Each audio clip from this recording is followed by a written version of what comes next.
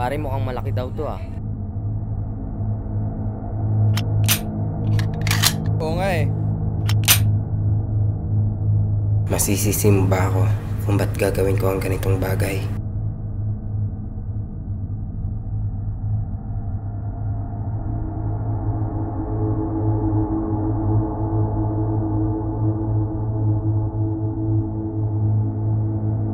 Ano?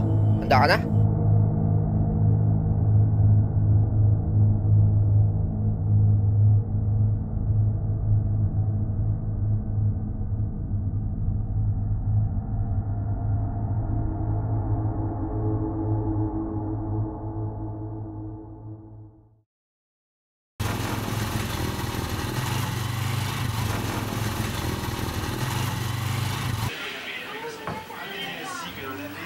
Wala na natira sa ipon ko.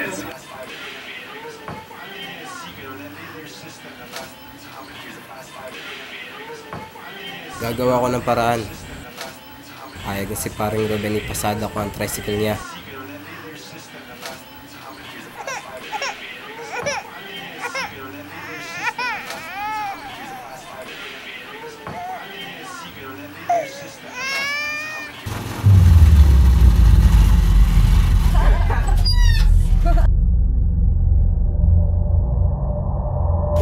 Kailangan nakabalik.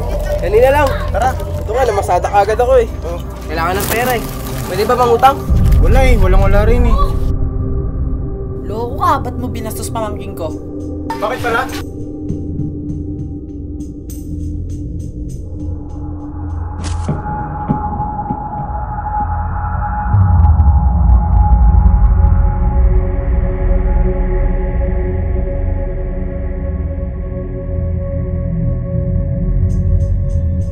Dinampot ako ng mga pulis dahil umano sa salang pagpatay.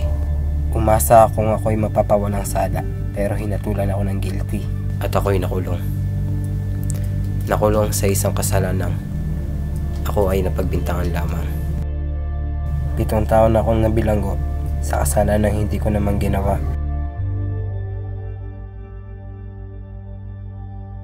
Nang ako'y lumaya, sinubukan kong ayusin muli ang aking buhay. Naghanap ako ng trabaho, ngunit walang gustong tumanggap. Lumabas man ako sa rehas na bakal, ang pagkatao at reputasyon ko ay di na muling lalaya pa. Patuloy itong nakakulong sa mapanghusgang mata ng tao. Para akong may isang nakakahawang sakit. Ayaw tanggapin ng kahit na sino.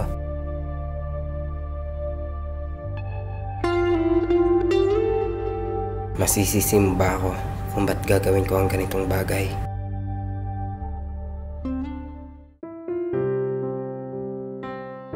Nagalit ako sa mga tao dahil sa mga panghusga nilang mga mata. Nagalit ako sa mga taong idiniin ako sa hindi ko naman kasalanan.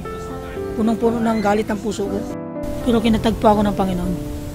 Hinila niya ako at tinahon sa kasalanan. Akala ko wala ng pag-asa. Pero nung nakilala ko si Jesus, biglang nagkaroon ng liwanag ang madilim kong buhay. Maraming salamat sa iyong pagbibigay. Dahil nagbigay ka, naabot ako.